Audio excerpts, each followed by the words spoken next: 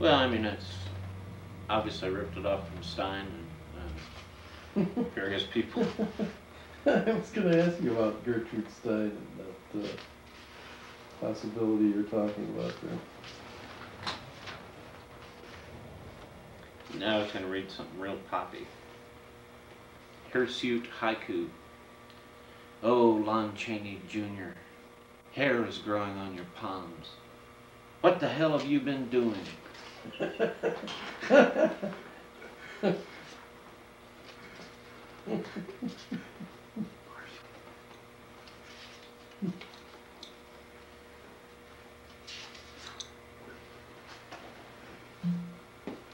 you think there were certain political or cultural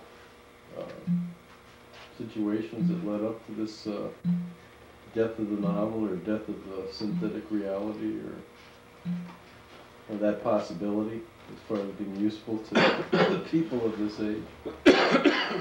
Well, I think that they killed off in World War I a whole bunch of people who were on the verge of just breaking open the 19th century aesthetics of the novel. People like Apollinaire, who never lived long enough to, or who didn't live long enough to do their mature work. They were wiped out. A whole generation of French and English and German young men were wiped out. So you're saying that what is happening now was beginning to happen then, but was chopped short? Yeah. And it's happening in a much more fragmented way. I mean, there's not, and without the kind of energy that was going into that early stuff. Do you think the establishment or the academic world has caught up with that? The fact that that is shifting? They've caught up with the fact that it's shifting, but right now they seem so involved in their that Euro crit speak, real self-obsessed criticism that you know, I don't think they're paying a lot of attention to anything other than what's going on inside their own heads. I think part of that is that they're selling a product here and defending their position. Of course, if they don't know what's going on, they don't have anything to defend it against, I guess. You know, you spoke before about how they have that disdain for a whole series or a whole generation after generation of different poets and stuff that they never quite fit into the academic scene. Oh yeah, if you well, they're protecting their own modus operandi. They were for criticism. That was what was happening when the new American critics were in power. Now you've got this whole European deconstructionist thing that's going on, which I think is pretty healthy and makes some sense. It's just, the problem is that they're so self-involved, they're not even looking at the work anymore. They're just talking to each other, these two critics or five critics or something. They're not really bothered with work, except their own work. So that kind of makes it tough for, you know, the writers. They want to exterminate the writer. Basically, and say that he or she is not really important. You know, it's all the reader's job. Which, you know, of course I wouldn't agree with.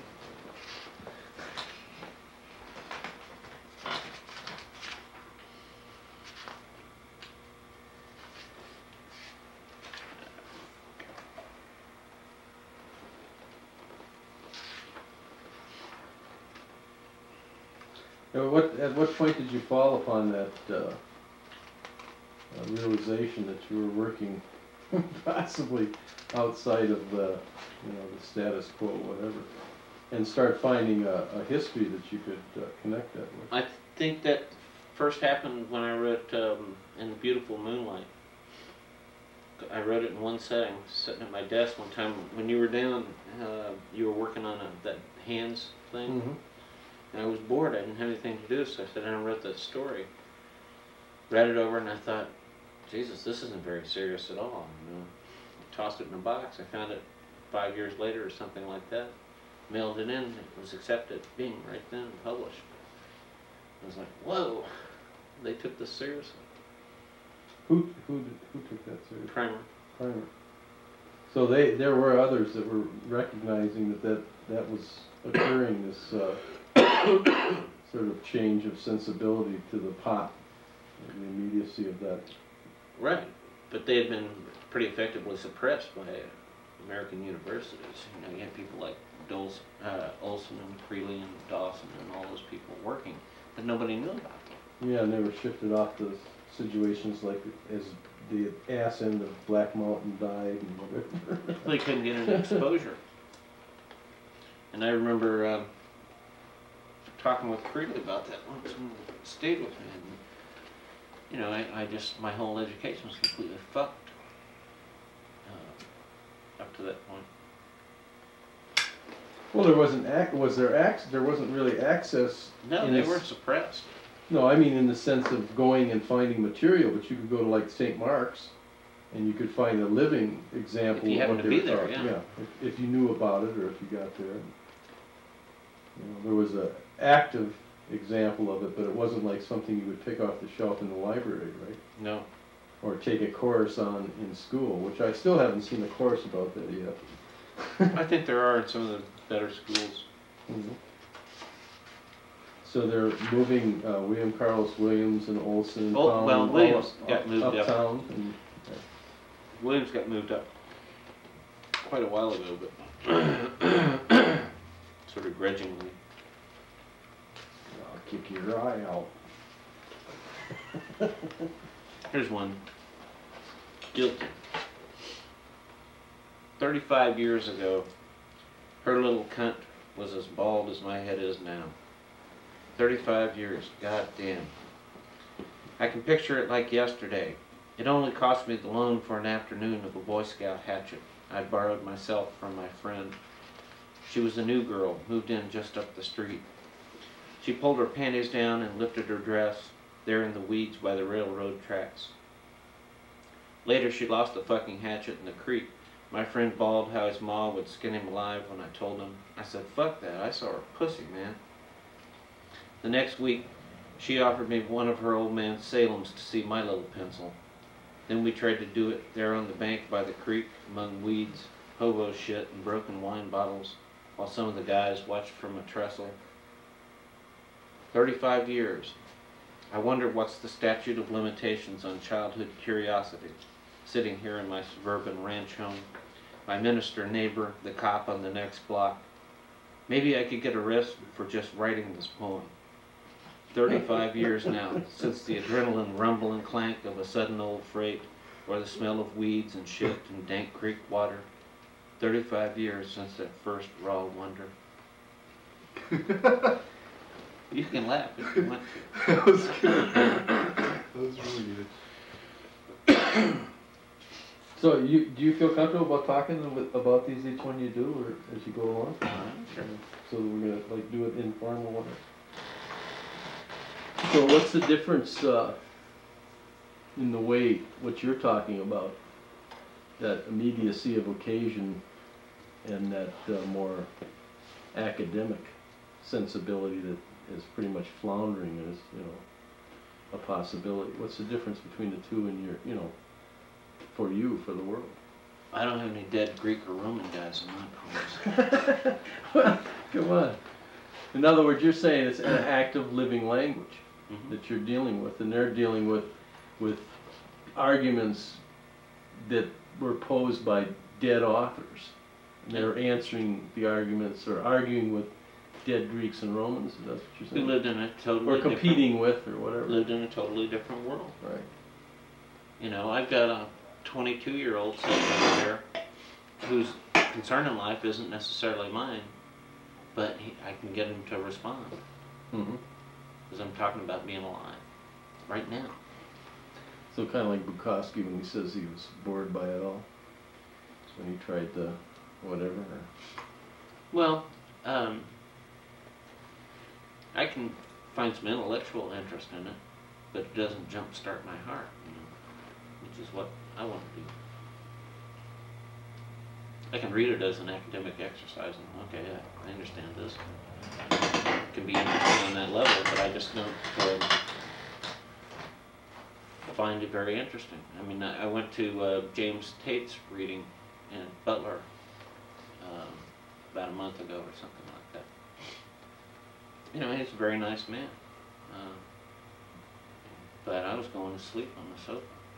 He reads this very domesticated kind of surrealism. You know, which kind of has its moments, but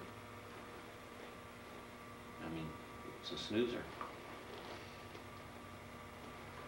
And So- he gets his audience because the professors at the school force the kids to go. If Charles Bukowski read there, they wouldn't have to force anybody. They'd be knocking the fucking doors down to get in.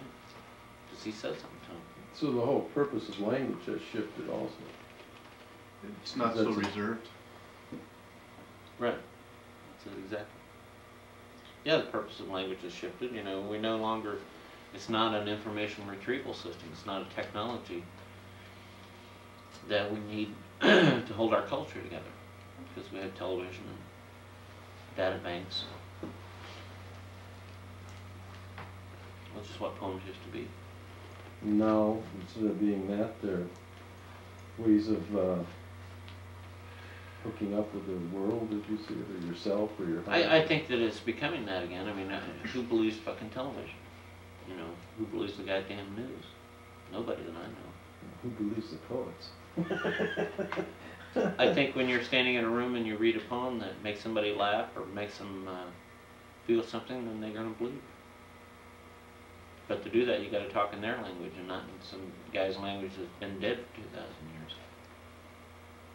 Well, this is similar to the push that, like, the Beats and that whole line of, It's an ongoing Right. thing from that.